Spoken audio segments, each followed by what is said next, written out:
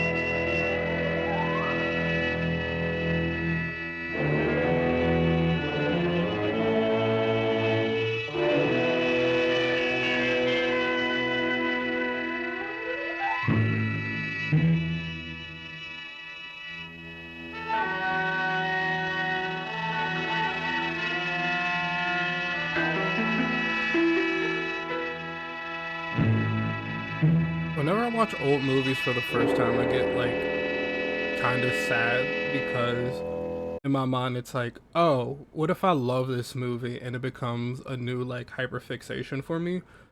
But like there's nothing, like there's a limited amount of their work I can take in because they're dead. You know what I mean?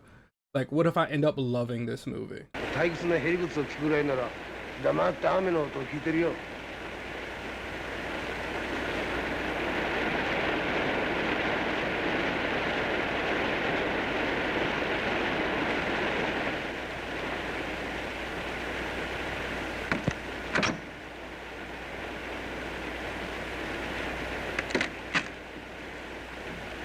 A big difference I've already noticed between like because this came out in 1950. And I've seen a decent amount of American movies from that exact same time period. And something interesting that I've noticed just in this like 7 minutes we've been watching is like the usage of like silence as a tool to build tension. Like, cause even serious American movies that I've seen, like, and I could be wrong, of course, but even the more serious American movies I've seen that deal with like something heavy or traumatic, there's still a lot of dialogue. Like they don't go long stretches of time without someone saying something or some sort of action happening. And this entire movie so far has just been three men trying to get out of the rain in this abandoned sort of temple, and several times have like it's just been quiet. Like this moment right now, it is just complete silence and the audience is just kind of like left confused, like, okay, what is this story, what's happening, what's going on? And I think that's one of the big differences in a lot of foreign films, and it's not better or worse, you know what I mean, like, but it is a big difference in that like a lot of foreign films will like it will spoon feed you information a lot of time. Like it will like slowly drip feed you what it wants you to know. And a lot of American movies, even during like the 1950s, you kind of more like the I think people say like American attention spans aren't that great. You know what I mean? Like especially nowadays, but like even like older movies I've seen, like it's sort of like it gives you more information, whereas like foreign films, it is a lot of them are definitely a slow burn. And I can't like I'm already a fan of how this movie is going.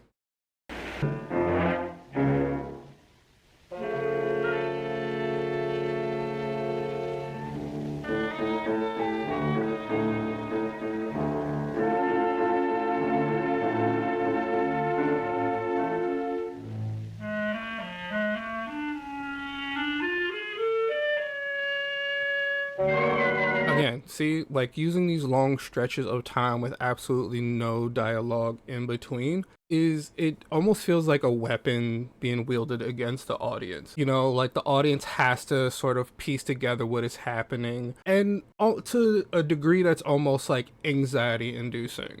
You know, like what's happening in the woods? Like what are all the things he's like finding, and it's just building this tension that is is like palpable. You know what I mean? It's like, and it's such a, I love movies that are able to like weaponize things like that, like things like, you know, heavy topics, or like, you know, shock value or whatever. You know what I mean? Like I watched like Saltburn, and the shock value in that felt like, it felt gross in the sense that like it was just there to be used as like, not as like, it was just there for the sake of it being there, and not like a weapon in like a creative wheelhouse. You know what I mean? Like, and then there's like a movie like, for example, Pink Flamingos by John Waters, where it's like, compared to Saltburn, the way John Waters uses grotesque or fucked up like subject matters feels like a distinct creative choice that the audience is in on. And the silence and that Akira Kurosawa is using in this feels like a weapon, but like it feels like being teased a little bit, and like it's hard to describe.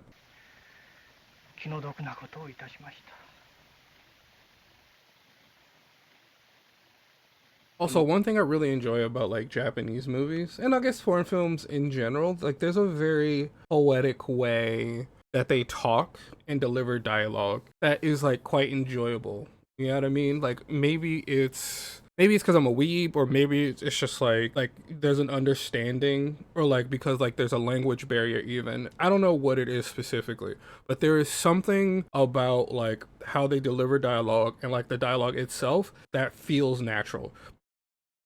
What did he say? A human life is truly as frail and fleeting as the morning dew. That sounds corny as hell in English. Like that's just like, who says that? Like if someone said that to me, or something like that, like actually in person, I'd be like, bro, this is a very serious moment. What do you like? This isn't a poetry slam. Like, what are you doing? But like with this, it just feels correct. But again, it could just be because I'm a weeb.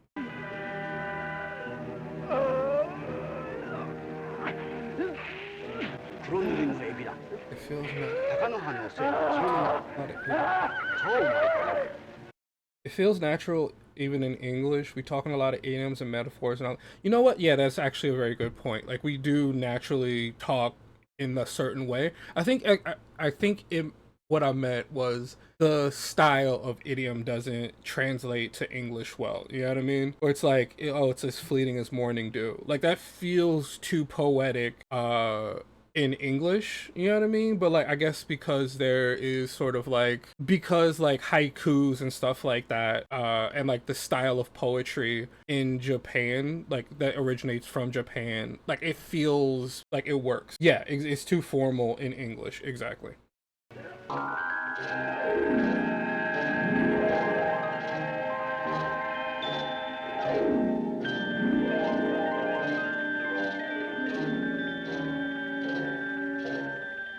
Bro saw them grippers and was like, I'm in love.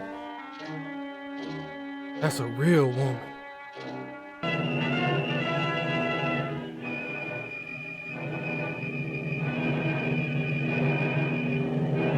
Fellas, you ever see feet so nice you chase down a man with a sword? 何をだ。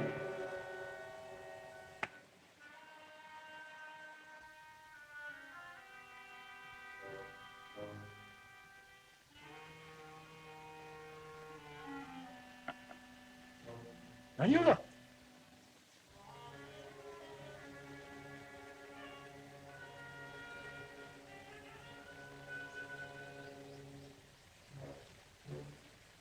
何をだ。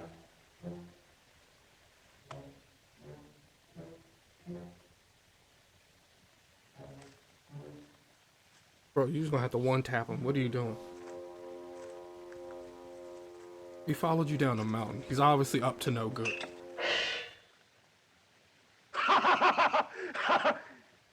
怪しいもんでもない。Oh, hell no.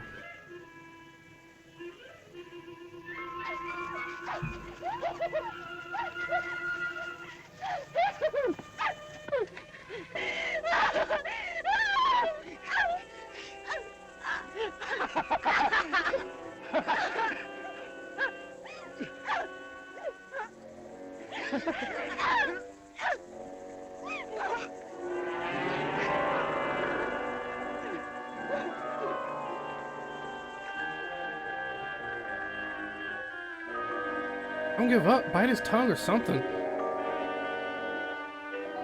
Also, I know this is a really fucked up scene, but he plays like a crazy, disgusting bandit super well. Like, I hate this guy so much, but like, this actor is acting his ass off.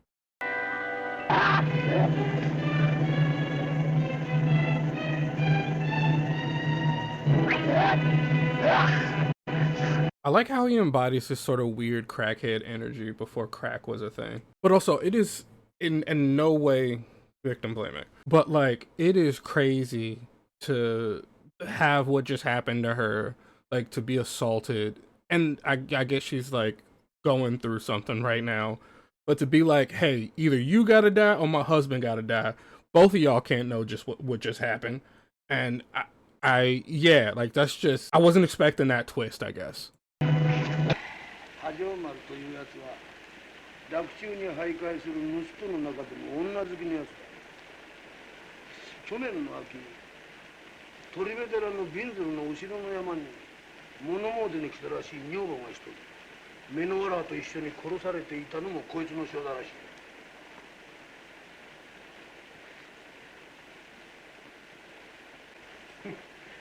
その馬を捨てて逃げたという女 I wouldn't call that womanizing. I would call that a serial rapist. What?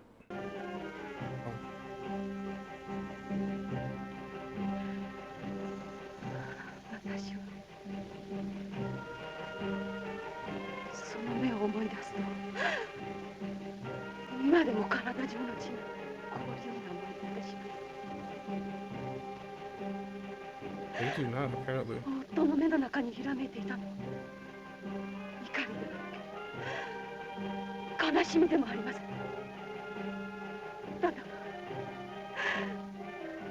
ただ私を蔑んだ冷たい光だったのです。 Which is super sad because, like, I mean, not to assume I know where the movie is going, but essentially, like, women were property at that point in time. I mean, in some cases nowadays, unfortunately, but essentially, he doesn't even. This wasn't a marriage out of love.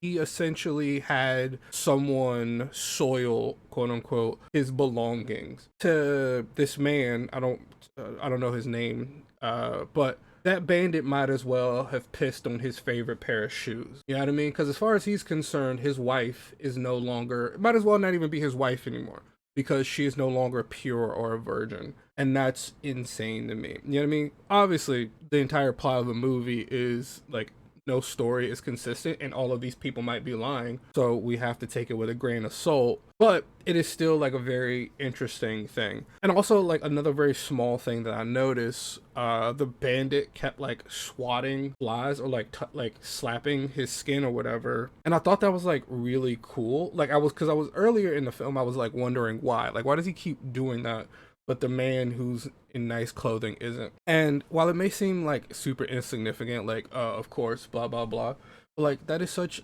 an interesting thing, like, creatively, because it's so subtle, because, like, the bandit obviously doesn't bathe or shower or anything, so he stinks, so, like, flies and everything are, like, attracted to him. But this sort of clean-shaven, sort of, like, obviously come from a wealthy family dude, you know, he is on the complete opposite side of the spectrum. And again, like, it's such a small thing, but like, it's one of those things that you don't notice, but like adds such depth to like what you're watching, you know, because especially as someone who like wants to be a writer, and like one of my goals this year is to like write a short film and like actually like go through the process of like creating it, producing it, blah blah blah. It's just small stuff like that like as I watch more movies and get into the habit of like creating my own movies, small things like that I want to add to my own work that like just give it a sort of like depth. You know what I mean? Like small things that like an audience or like a casual watcher wouldn't notice, but someone looking for it would. You know what I mean?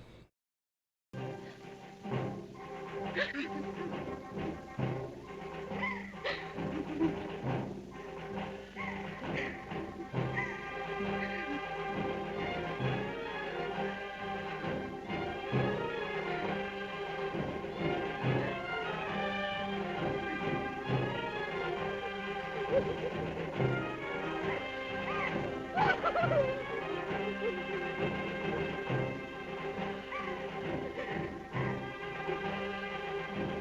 gonna keep it a buck. If I was a woman in this exact situation, I would just kill my husband. Like, legitimately. I would just kill my husband, say that he was murdered by a bandit. No one would ever believe the bandit, so fuck it. But, like, her life is essentially ruined. Like, he's going to, like, if he gets out of that forest alive, he's going to, like, divorce her, and she's just going to be seen as, like, this broken object for the rest of her life. At least this way, if you kill him, you know, you won't be living out on the street or seeing, like, because at this period of time, like, for women, it's essentially like get married into a decent family and be a housewife or a prostitute. And I ain't tricking. So I'm gonna just slit this man's throat. I won't like torture him, but I'm gonna just, you know, just real quick and then go about my merry way. And like, oh, my husband's dead, you know, like, cause I'm not tricking. I'm gonna be real. I ain't tricking. You can't give me a taste of like opulence and like take it away from me. I'm killing that man.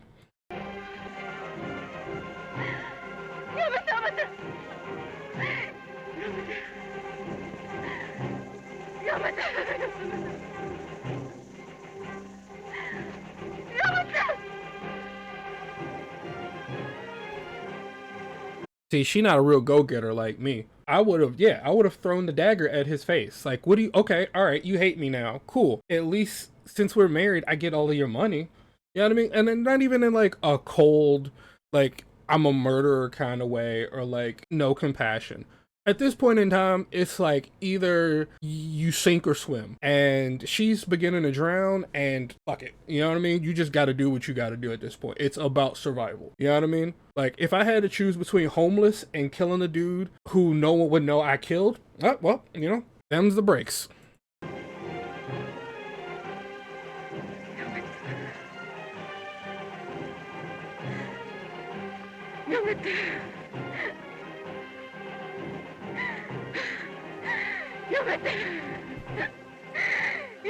That bitch don't even see her as a living human. His life don't matter. It doesn't. Truly, it doesn't.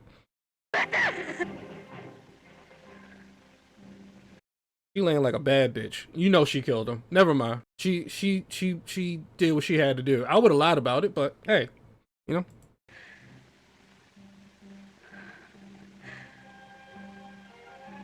Yeah, I killed my husband, so what?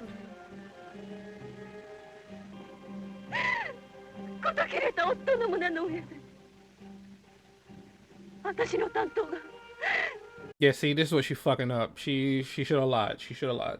I get violent if a man interrupts my sentences. God forbid he look at me like that. You know, you might be onto something, actually. 冷たく光っていたのです。もっとも女というと何でも涙でごまかし、自分自身までごまかし。だから女の話はよほど用心して聞かないと危ねえ。Well, okay, but like, let's say hypothetically, even if that's true, women are lying, blah blah blah. Like the woman is lying. Why would her lie implicate herself? You know what I mean? Because like the only logical explanation is, in her story at least, is I blacked out, blah blah blah. Like she's the only person who could have did it. You know what I mean? Sure, even if you blacked out, you were the one holding the knife. You know what I mean? And then she tried to kill herself. So like she's guilty. You know, Occam's razor, she did it. But like, why would anybody lie in this situation? But it seems like either everybody's lying or no one's lying. You know what I mean? But like you have no reason not to believe her.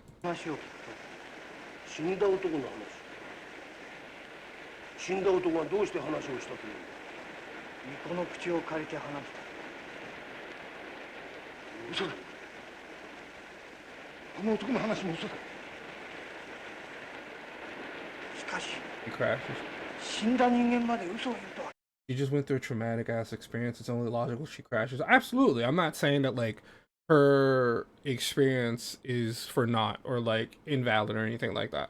I'm saying because like the guy's thing was like, oh, like women lie all the time, blah blah blah. Well, I mean, her lie, like she would have to implicate herself. You know what I mean? Like her story implicates herself as like the perpetrator. So like hers is more believable in that like, you know, she's like, yeah, I might have did it kind of thing. Whereas like the bandit is like, yeah, I did it, but for pussy. Like, okay, all right, well, you know. But like also, why are they like? Are they both lying? Are they both telling the truth? Well, they both can't tell the truth because one guy's dead. You know, and you can only kill him once. あの人を殺してください。あの人を殺してください。あの人を殺 I feel like everyone just kind of sucks in this movie, and that's fine. Like that's kind of the point. But like, doesn't this mean that like all of their stories corroborate? Oh, wobbly wobbly wobbly wobble. Um, doesn't it mean all of their stories kind of line up with one another? Because like, yeah, sure, the husband's dead. Cool, fuck him. He'll live. I mean, he won't live. He'll burn in hell. Whatever. Well, okay, so but like, all right, so hear me out. Because somehow this man's story sounds less believable. It's like the least believable, I think is what you're saying. Okay, cool. So what we know is, at least so far, the bandit saying the bandit basically assaulted the wife, you know, after finding them in the woods, blah blah blah. And he said that like the woman basically said, "I'll go with whoever survives a duel." You know what I mean? And then they dueled, blah blah blah. It was memorable for him. He ended up killing the husband. You know, he essentially did it for the nookie. The woman said she was assaulted. The bandit ran away, and then like because her husband looked at her so coldly and callously, she kind of just blacked out, possibly killed him, and then tried to unalive herself. Okay, all right. And the husband is saying all of this happened, all of like the assault and everything happened, and then his wife, or soon to be ex-wife, I guess, basically said, kill my husband. You could argue, or at least like my logic is maybe the dead man is telling the truth, but maybe that's what they want you to think. Stick with me though, let me cook. The dead man is telling the truth. He's the one who's telling the truth because all of this happened, but the wife, she feels so guilty that like her story is meant to implement herself. She wants to die, you know? So like maybe the husband is telling or the dead husband is telling the truth, is my point. Oh, you're so smelly and sweaty.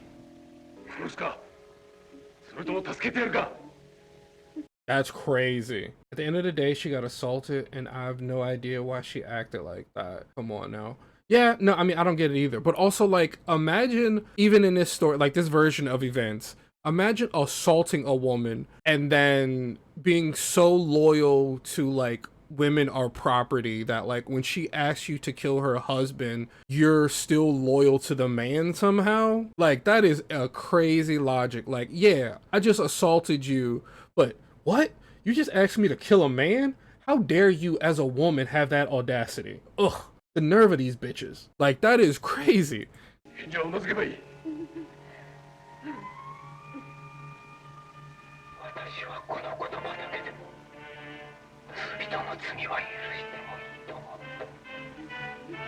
But also, what right do you have to pardon his crime? You know what I mean? Because like ultimately, the one fact that we know is that she was assaulted. She was assaulted. That is and a man is dead.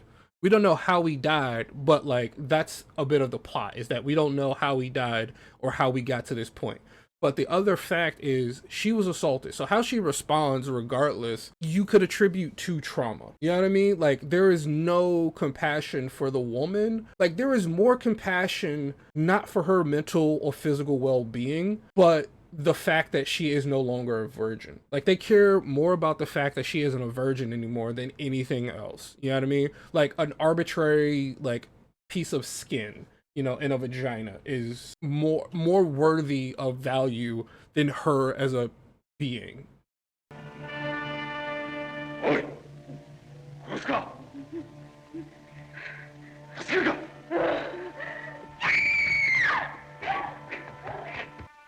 Okay, but how does he end up dead then?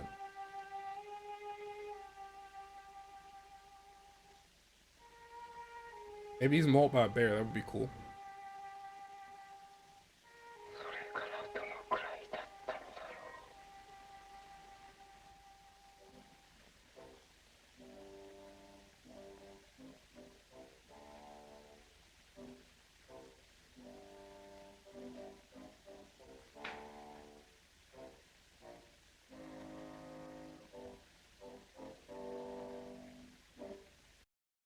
movie could have directed towards justice for this woman rather than the dead man alone, but whatever.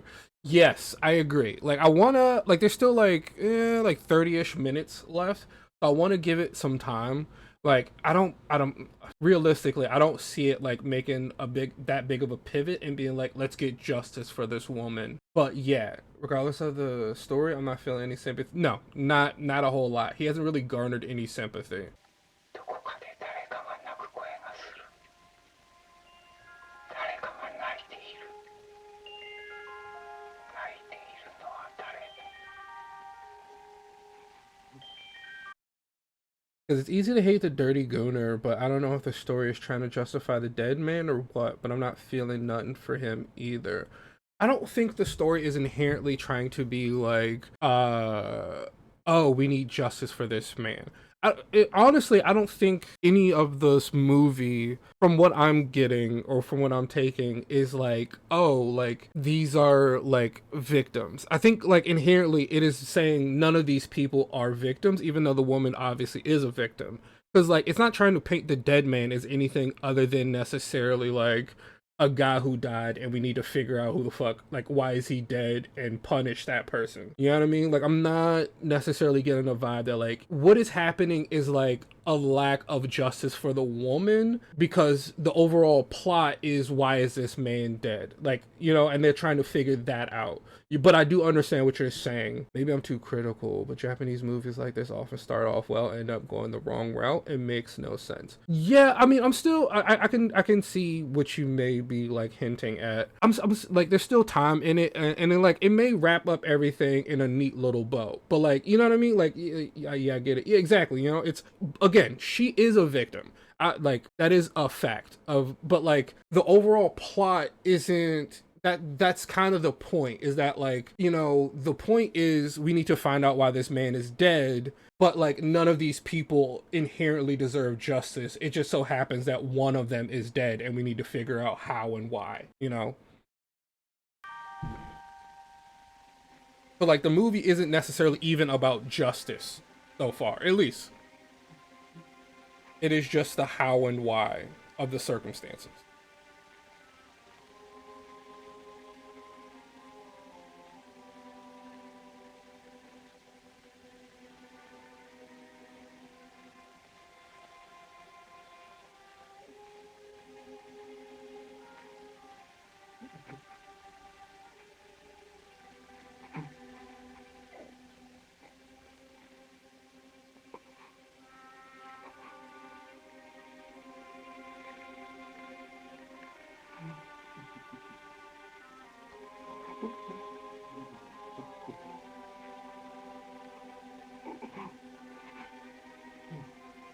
Also, this could just be like my modern brain.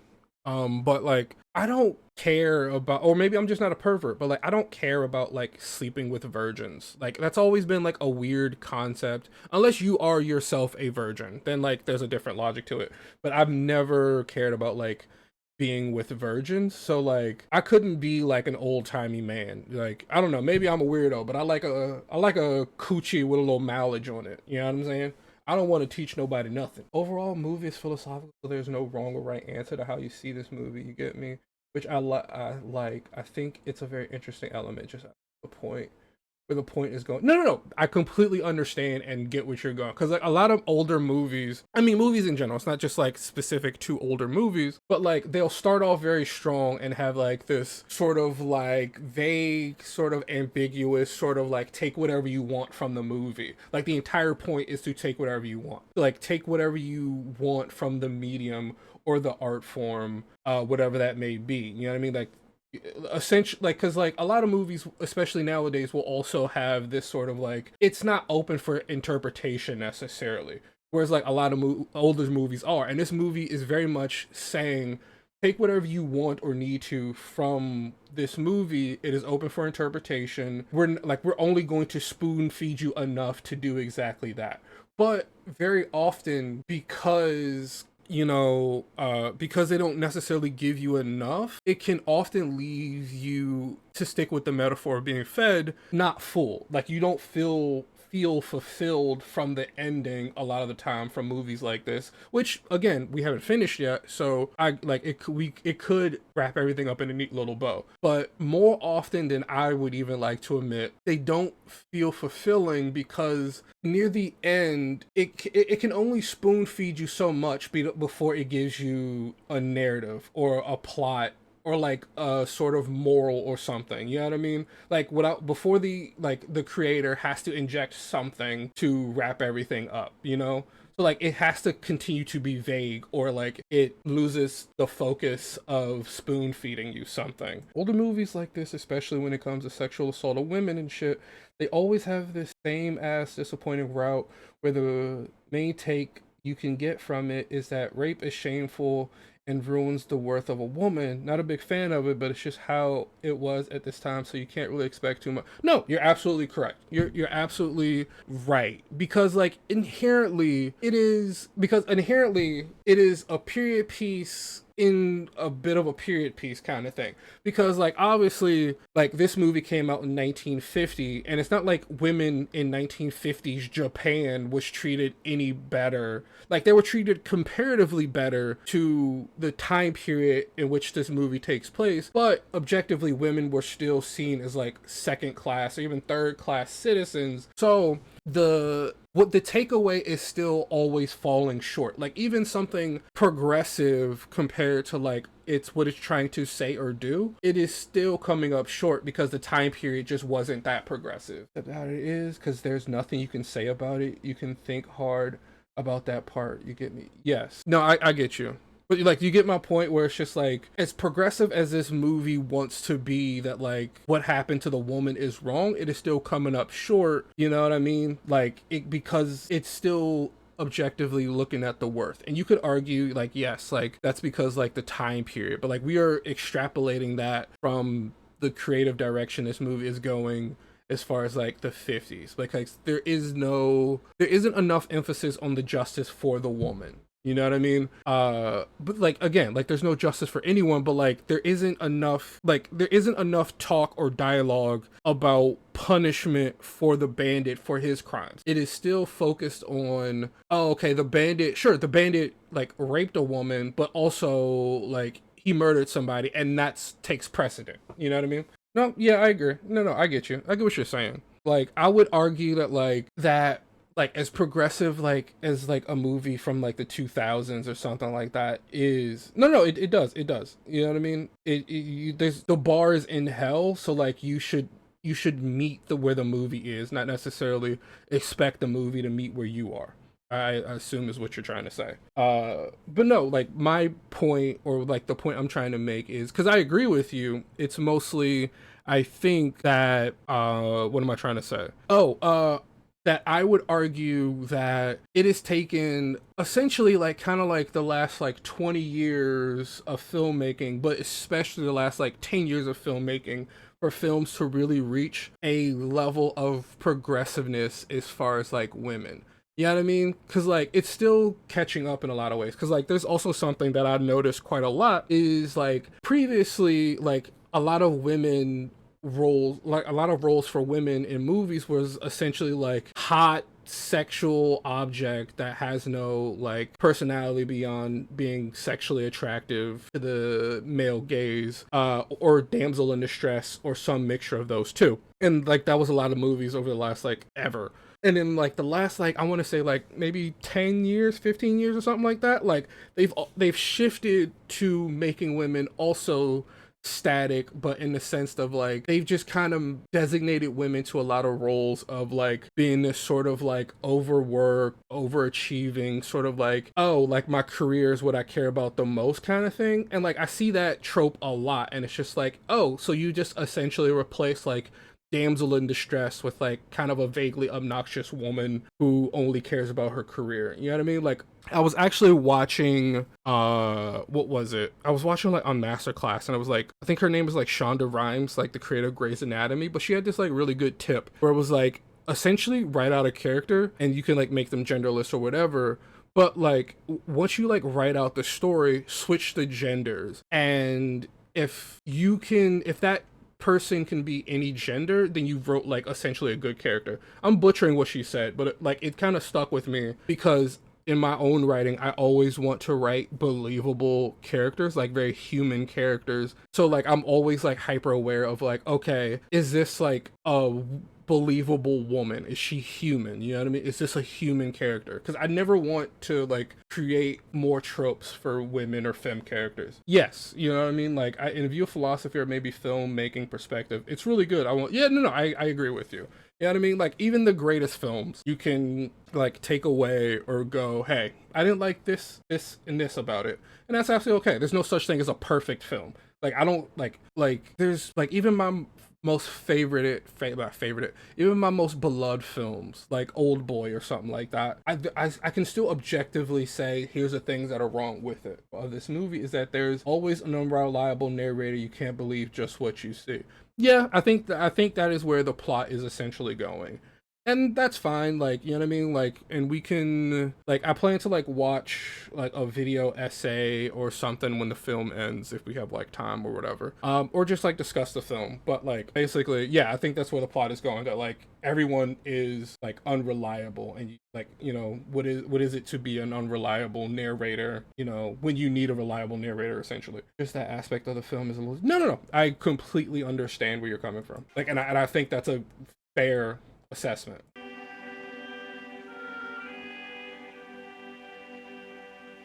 Like, not to pause it again, but this just kind of like this scene specifically affirms what you have been saying.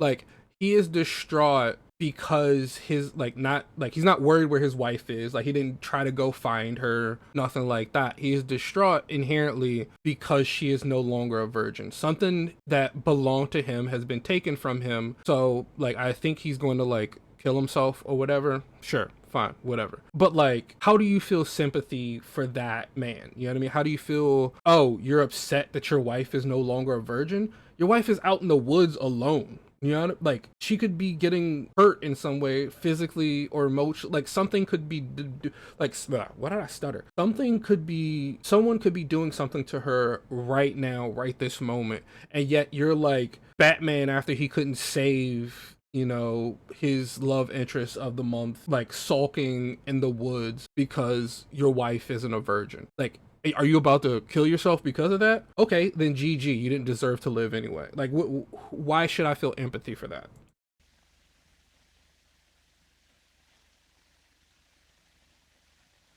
And but I guess like it's not like you could be like go back to being a loving family regardless. She did try to get you killed. Never mind. Okay. I give him a little bit of slack.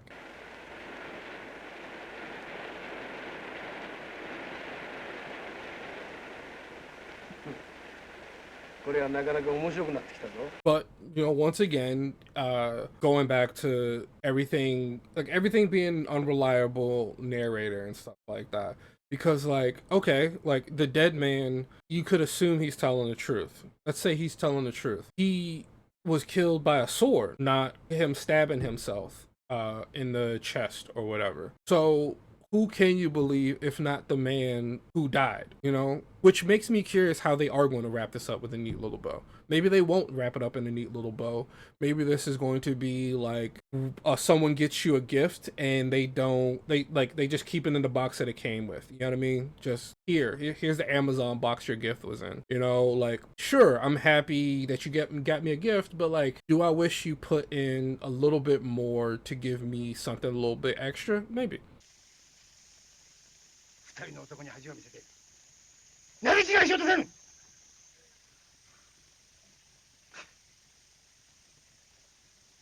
God damn, that's all it takes? Just two men? More than one? God damn. アキラって女だ。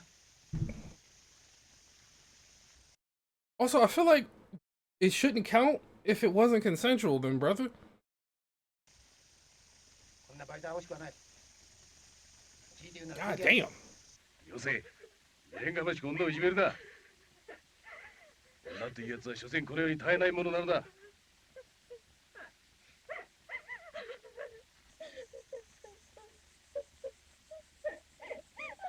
God Yeah, there is no more choice for her, unfortunately. At least in this version of events.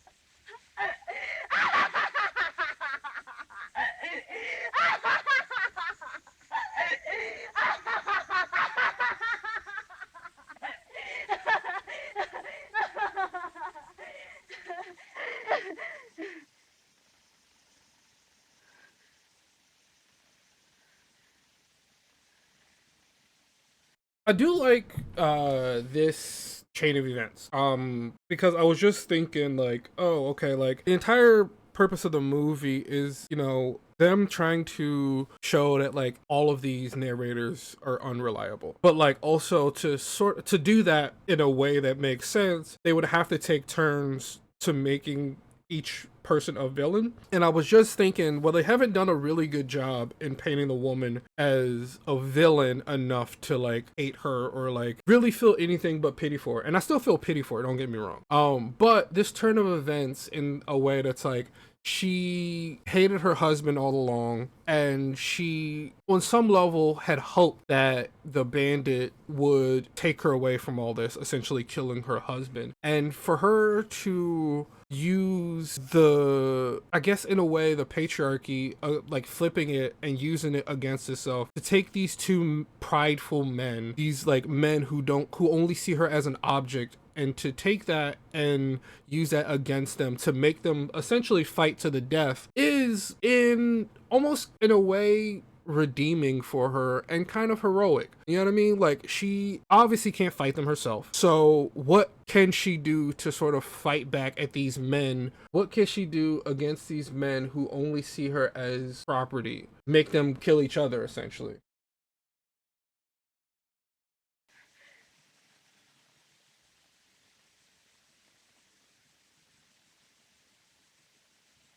No, I mean, I look at it as like her fighting back in the only way she is able to. You know what I mean? Like, I'm not saying it's great, but it's better than, it's the best she could do, unfortunately.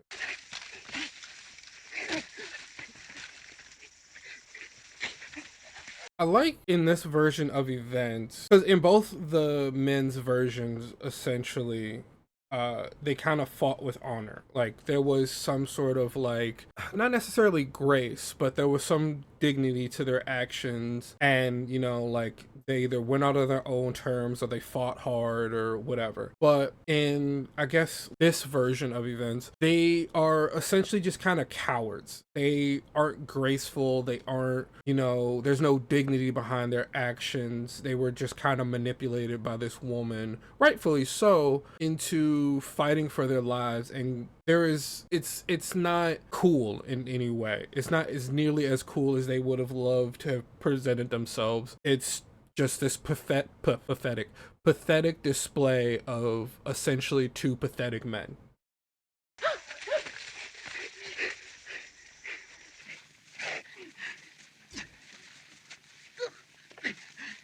Jesus Christ, they suck. And I think that's the point, at least of this telling of events, that like these two men who we have up until this moment been told are, like, because even the bandit, while he lacks, okay, so even the bandit, like while he's like presented as like a immoral piece of shit, he still has like honor, because he didn't outright kill the man while he was tied up in his version of events. He set him free and he fought him man to man, with pride, and he killed him with pride. In the Dead Samurai's, or the Dead, whatever he is, version of events, they didn't fight, or at least I don't remember them fighting, and he went out on his own terms, because like suicide at that in this period of time, when you're dishonored or whatever, was seen as an honorable way to take control of a situation back into your own hands.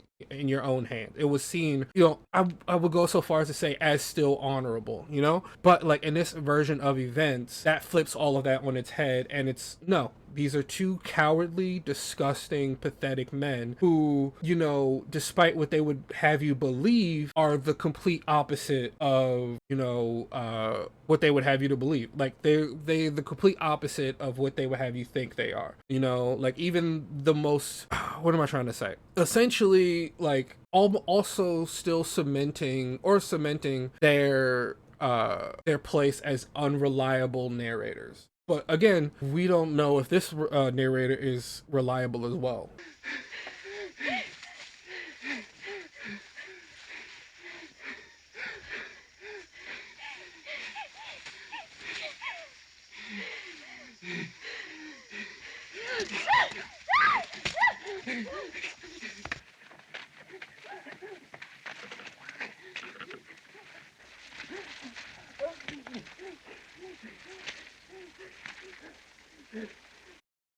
Woman have some kind of dissociative disorder or something.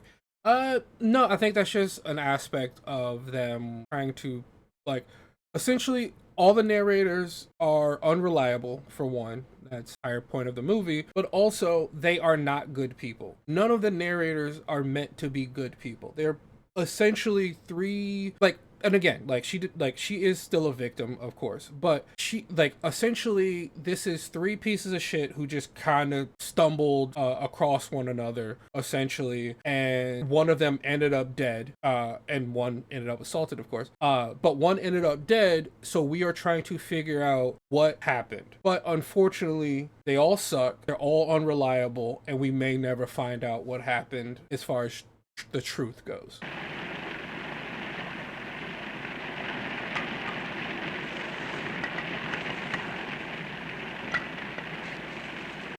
I think in a way, these three men represent almost the audience, but also just three different perspectives. The realist, the pessimist, and the optimist. The optimist wants to believe that, like, how can this happen? You know, like, there's no way this could happen. There's good in the world, wants to believe that there's good in the world, but is faced with this sort of evil. Then there's the realist. I want to say he's the realist. He is saying, like, okay, like, this is what happened, essentially. I'm not lying. This is the facts. Like, I don't want it to be true necessarily, but it is true. And the pessimist is essentially saying, like, yeah, of course it's true. People suck. People are evil. The world sucks. I believe every drop of this. Everything is terrible. And I think that's kind of interesting to have, like, these sort of three different perspectives.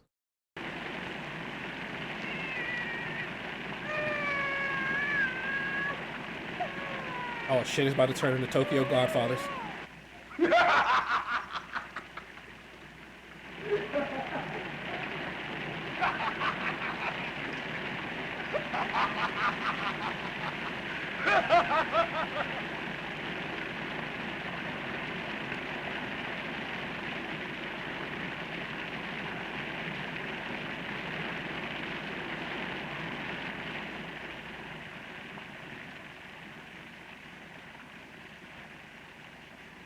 I like that, like, all three of them are essentially like sort of a spectrum or counterweights of what it means to be human. You know what I mean? Like, we are all capable of being any one of these people if we allow ourselves to be. You know what I mean? Like, we can be just as evil as, like, a man stealing from, like, an abandoned child, or we can be, like, compassionate but also sort of a flawed human being who, sure, like, he's not as bad as, like, the guy who would steal from a baby, but is he that much better than someone who would steal from a baby if he essentially watched this, like, all of this play out, like a woman get assaulted, a man die, and two men duel, and then just steal a fancy knife, essentially? Is he that much better? Yeah, he's better, but, like, that depends on, like, what your moral compass allows you to believe, you know?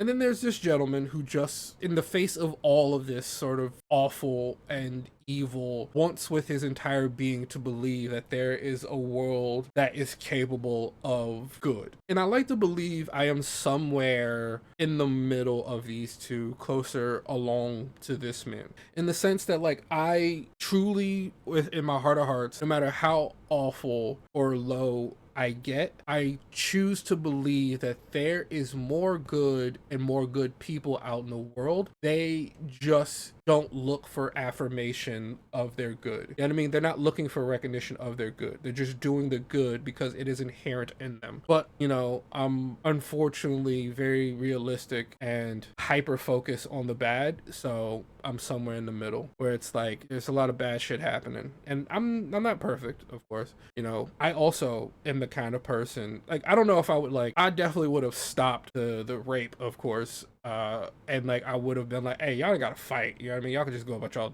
days. I mean, maybe probably would have captured the bandit because he did, you know, commit a crime ultimately. But essentially, you know, if I just like stumbled across like after everything had happened, yeah, I would have stolen the knife because I'm broke and I need the money. You know what I mean? Does that make me good or bad? No, it just makes me human, you know?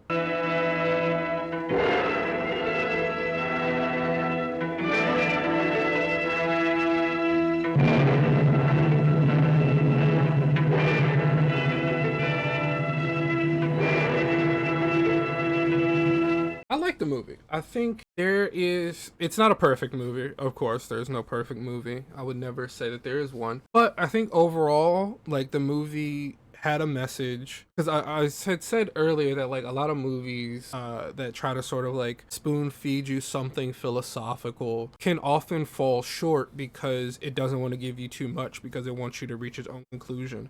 And I think it does, like, this movie does a good job of doing that just enough, but also like still giving you sort of a message, but also at the same time leaving it open enough to interpretation. You know what I mean? Because like I think inherently the message that I took away from the movie is it is an introspection, or sort of like a look into human nature and what it means to be human ultimately, you know, because like you have the unreliable narrators who are all essentially shitty people, you know, like the woman has the most of my sympathy, of course, because of what happened to her, but essentially all of the narrators are unreliable, terrible people, and they don't necessarily deserve redemption. You know, none of them inherently deserve redemption, but at the end of the movie, you have this man who also did something bad who redeems himself by taking the baby. He is like, hey, I have 6 kids. What's one more mouth to feed anyway? Besides, also crazy, you was fucking, but I am going to sort of redeem myself by taking in this orphan. And that is the most human action he could have, because inherently, sure, he felt grief and sadness by him taking the knife and also not like stepping in to do anything, but also at the same time he did this very moral action by taking in the orphan. And I wouldn't say it like balances out his evil actions, but like that's not the point. The point of being a human isn't to be the most moral or the most good. It is to do the most good when you can, you know, to the best of your abilities. And him taking that baby and feeling remorse for his actions because is the most human, because what am I trying to say? To be a human being is to be flawed, but to acknowledge that you are flawed and work against it. To work against, you know, being selfish or unkind, you know, and to grow into your best possible self, because we are all sort of, you know, masterpieces in progress, you know, like no one's ever truly done painting their masterpiece, but we can all just be a little bit better and have some introspection and go, how can I be better? What can I do to make the world a bit better in my own sort of like, not only community, but my own little slice of it, you know? And I think that's like good. I think overall, I like the movie. I would say honestly, like 7.5, I think is a fair movie. You know what I mean? A fair rating is what I would give this movie. 7.5, you know, maybe like a soft 8. A soft 8, you know? Or maybe like 7.8 to sort of like split the difference. I liked it, you know. There's some things it could have done better, but like ultimately it wasn't awful. I liked it. I would definitely watch more by, what is the creator's name? Kurosawa? I forget his name. But yeah, Akira Kurosawa, yes. I am curious about more of his work and like, but also like his shortcomings as a like director, because I don't like, there's no perfect work for me. So like I often like to watch like sort of like highly critically acclaimed movies and not necessarily look for the bad in them, like appreciate them for what they are, but also like look at them through this lens of, you know, how can, when I'm create my own stuff, how can I emulate their greatness but also supplement where they fall short, if that makes sense. But yeah, that was solid. That was fun. I like that movie. I should watch more like old movies like that.